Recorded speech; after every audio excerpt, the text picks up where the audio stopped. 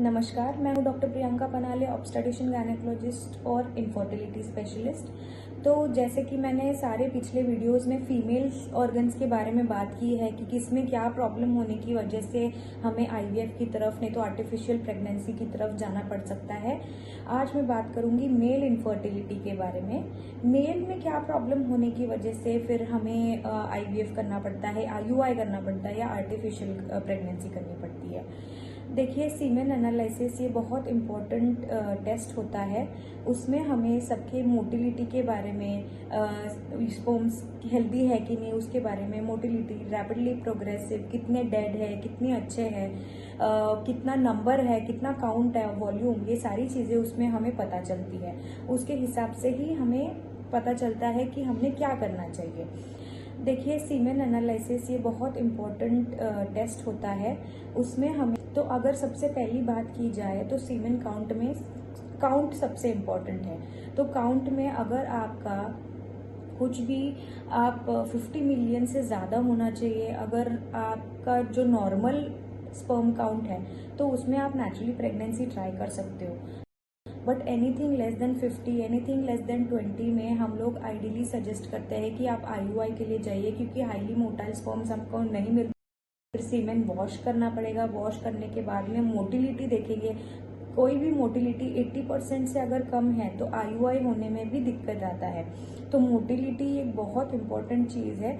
तो rapidly motile sperms होनी चाहिए। अगर हम आईयूआई करते हैं, स्पर्म वॉश करते हैं, तो अगर 50% मोटिलिटी आप पकड़ लीजिए। आईयूआई के लिए हम 20 मिलियन काउंट, एटलीस्ट आपका 20 मिलियन काउंट होना चाहिए, फिर ही हम आईयूआई कर सकते हैं।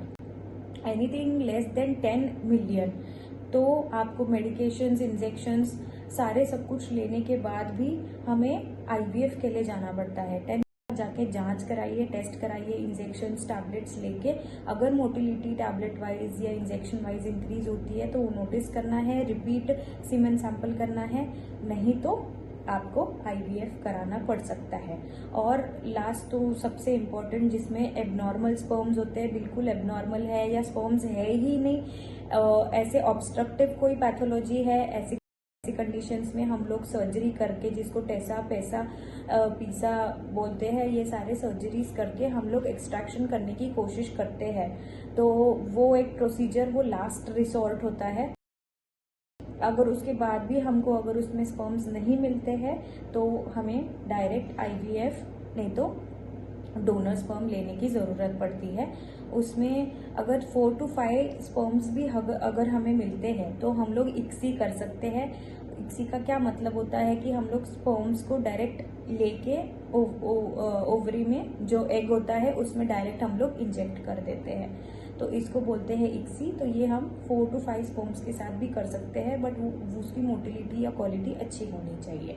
और अगर ये सारी चीज़ें नहीं होती है तब जाके सारा सब कुछ नील है, लास्ट अटेम्प्ट भी कर लिया, सब कुछ है, तो तब हम लोग डोनर स्पर्म सजेस्ट करते हैं। Thank you.